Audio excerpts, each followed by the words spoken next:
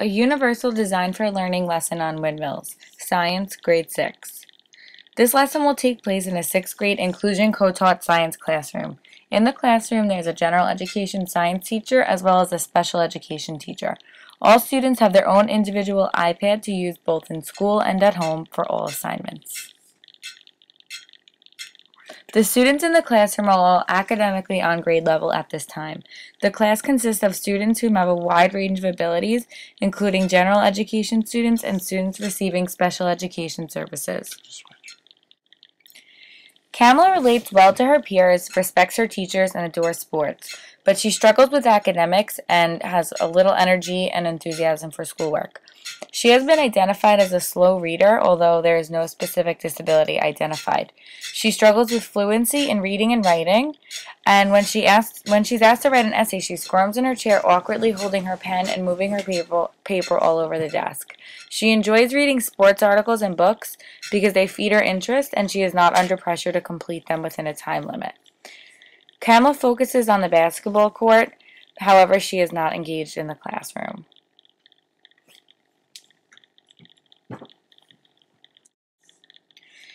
Kamala in the classroom. Kamala responds well to her peers, so a group project will be appropriate and appealing for her.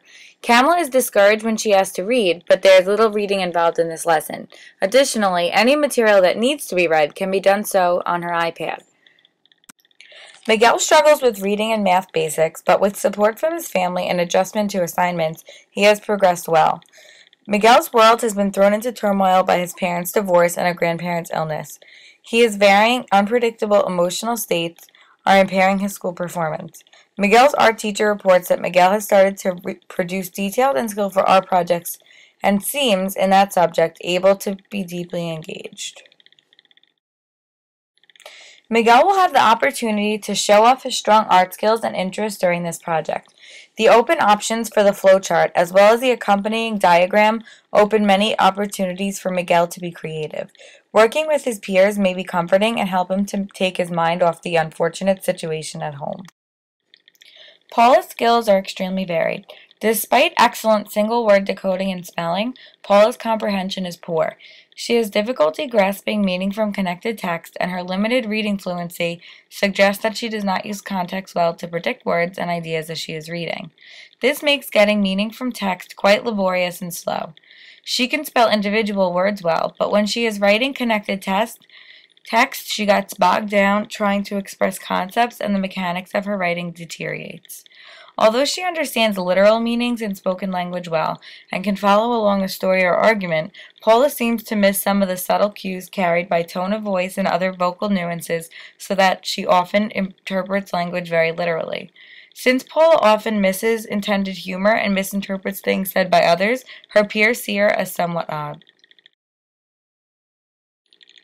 Paula will be exposed to multiple media in regards to the information that she needs to complete this project. To understand how wind creates energy through windmills, Paula will be able to listen and watch videos in addition to other based resources. Therefore, Paula's poor reading comprehension skills should not be of issue in this project. The teacher can choose to create the groups so that students will work together, thus assuring that there is someone in the New York State Intermediate Core Curriculum in grades 5 through 8 Science, Standard 4, the physical setting. The performance indicator specifically covered in this lesson is part of 4.1b. Solar energy, wind, moving water, and biomass are some examples of renewable energy sources. The Common Core English Language Arts Standards for science and technical subjects in grades 6 through 8. The performance indicator covered is to follow precisely a multi-step procedure when carrying out experiments, taking measurements, or performing technical tasks. The other performance indicator covered under Common Core is to integrate quantitative or technical information expressed in words in a text with a version of that information expressed visually, for example, in a flowchart, diagram, model, graph, or table.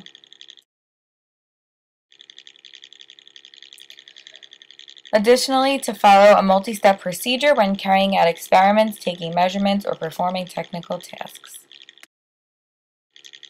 The behavioral objective for this lesson is that given web-based resources about renewable energy and windmills, students will be able to create a flowchart that demonstrates how windmills convert wind into energy. In addition, students will create an accompanying diagram or model that demonstrates this process. Some of the materials needed for this lesson, number one will be the iPad. Multiple apps will be used, especially Pages, Keynote, Safari.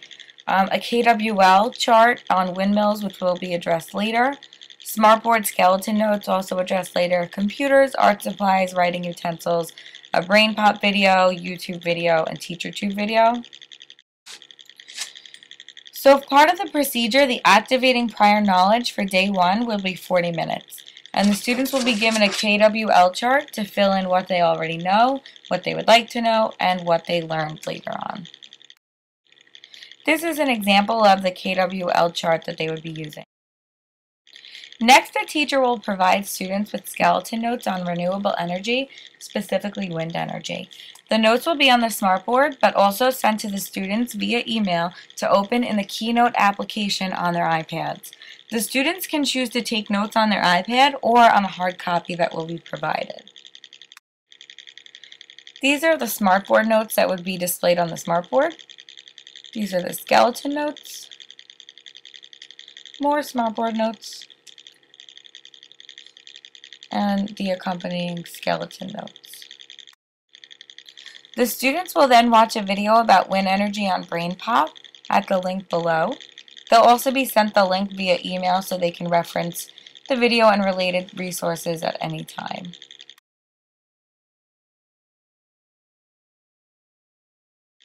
This is a link to an inspiring video that the students will watch at the end of the lesson. This video can serve as a type of motivation or answer to the question, why do we need to know this? This video highlights the potential wind energy and windmills can have. For day two, another 40 minutes, the teacher will introduce the idea of a flowchart to students, and she'll show them different examples of how they may look. These are just some examples students may have seen before. The teacher will then create a flowchart with the class that demonstrates the process of making a peanut butter and jelly sandwich as an example. The flowchart will be completed using a think aloud strategy so students can hear and see each step that is being done. This is the peanut butter and jelly flowchart example. The teacher will introduce the different programs with which the students can create their flowcharts. For example, Microsoft Word, Inspiration, the iPad Mind Map, Glogster, PowerPoint. In addition, students will have the option to create a hard copy of a flowchart if they choose.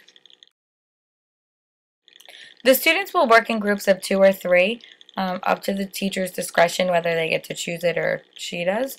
And they'll get into groups at this time and explore different options in which they can create their flowchart. The students will then have the opportunity to research how windmills work to produce energy. The teacher will provide students with web-based resources on the following slides. Kidwin.org is a great site for middle school students. It does have a comprehensive curriculum, but there is also great resources that the students can access via this link. And so they can do this on a computer or their iPad, wherever they'd like. How Does a Windmill Work is a great video on TeacherTube that describes in relatively simple language how a windmill works, so the students could also reference this.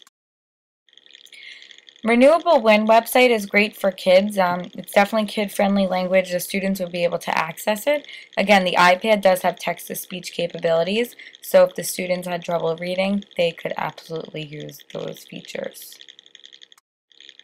The National Geographic website is great for students. It could be used as sort of an extension for students that may finish early. It allows students to see the relationship between radius, height, wind speed, etc. And of course, the students can use their iPads and other resources as necessary. For guided practice, the students will begin to create their first draft of their flowcharts. The students will have the entire period to work on their flowcharts as needed, and anything not completed will be completed for homework.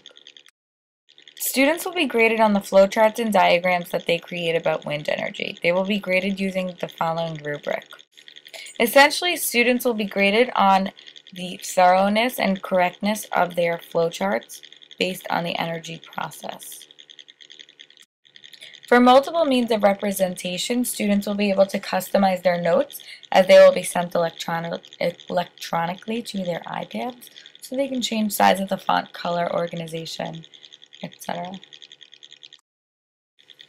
Also, all information that is given orally will be also given in text for students to hold on to, and the iPad has text-to-speech capabilities that the students may use at any time.